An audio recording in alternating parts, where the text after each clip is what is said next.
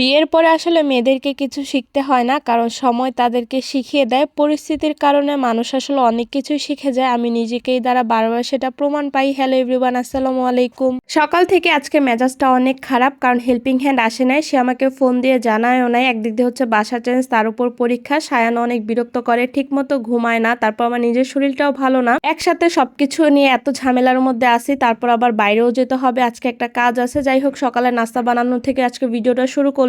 ভাবলাম বাসায় যেহেতু পাতাকপি আছে, তাই পাতাকপি ভাজি করি। তো এই তো পাতাকপি ভাজিটা বসিয়ে দিয়েছি, আর এখন হচ্ছে ফ্রোজেন করা রুটিগুলা ভেজে নিব। আমি দেখেছি যেদিন আমার ঝামেলা হয়, মানে আমার খুব কাজের ব্যস্ততা থাকে, সেদিন দেখা যায় সব দিক দিয়ে আমি ঝামেলায় পড়ে যাই। মাঝে মাঝে হাঁপিয়েও যাই, কোনটা রেখে আসলে কোনটা করব। পরে আবার উঠে দাঁড়াই, আবার হচ্ছে সব কাজগুলা করি। কিছুই তো করার নেই, আসলে মেয়ে মানুষের জীবনটা মনে হয় এমনই। যাই হোক, কথা বলতে বলতে এই তো রুটিগুলা ভেজে নিলাম। আজকে রুটিগুলা কিন্তু ভালোই ফুলকো হয়েছিল। এদিকে পাতাকপি ভাজিটাও হয়ে গেছে, এখন ধনেপাতা দিয়ে দিব। শীতের সময় পাতাকপি ভাজিটা খেতে কিন্তু ভালোই লাগে। সাথে এক পিস লাড্ডু আর ছানা ছিল, ওইটাও নিয়ে নিলাম। তারপর নাস্তা খাওয়ার পরপরই চায়ের পানি বসিয়ে দিয়েছিলাম। এখন চা খেয়ে বাসা সবগুলা কাজ করে ফেলবো।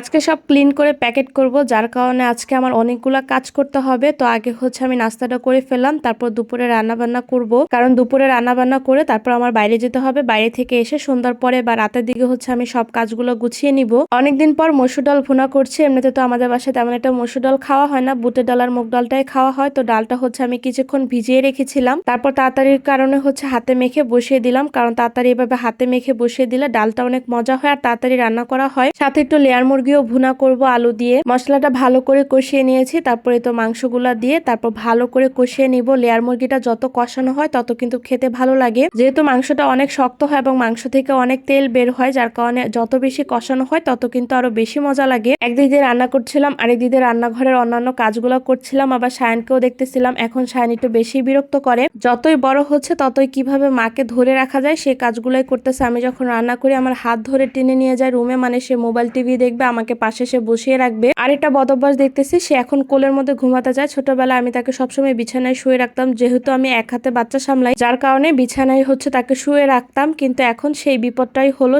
যেই ভয়টা পেতাম ছোটবেলায় সেই ভয়টা এখন আমার হচ্ছে। এদিকে আমার ডাল ভুনাটাও হয়ে গেছে। ডাল ভুনা নামানোর আগ দিয়ে ধনেপাতা দিয়েছিলাম। ডাল ভুনায় ধনেপাতা দিলে কিন্তু বেশি ভালো লাগে। তো আজকে হচ্ছে তাড়াতাড়ি করে রান্না করেছি, ডাল ভুনা, ভাজি আর মাংস রান্না করেছিলাম। ইগনোর মাই মিরর, কারণ মিররে হচ্ছে অনেক ময়লা পড়েছে, যেহেতু বাসা চেঞ্জ করবো ফার্নিচার গুলোর মধ্যে ময়লা পড়তেছে। ভাবতেছি ক্লিন করে তারপর যাবো, আর আজকে সময় পাচ্ছিলাম না ফার্নিচার ক্লিন করার। তারপর শায়নকে ঝটপট রেডি করে তারপরে তো বাসা থেকে বের হয়ে গেলাম। আমার যে কাজটা আছে সেই কাজটা তাড়াতাড়ি করবো। তো এখানে আমার 2-3 ঘন্টার মতো লেগে গেছে কাজটা শেষ করতে, মানে বাইরে যখন যাই কেন জানি তাড়াতাড়ি কাজটা শেষ করতে পারি না। যাই হোক, এদিকে সন্ধ্যার সময় আপনাদের ভাই সিপি থেকে চিকেন বল আর চিকেন নাগেটস এনেছিল। অনেকেই বলতে পারেন সিপির চিকেন বল আর চিকেন নাগেটসটা আমাদের অনেক খাওয়া হয়। আসলে হ্যাঁ, অনেক খাওয়া হয়, কারণ বাসার সামনে হচ্ছে সিপির হচ্ছে আউটলেট, যার কারণে বেশি আনা হয়। যাই হোক, এই ছিল আমার আজকের ব্লগ। সব ভালো থাকবেন, আল্লাহ হাফেজ।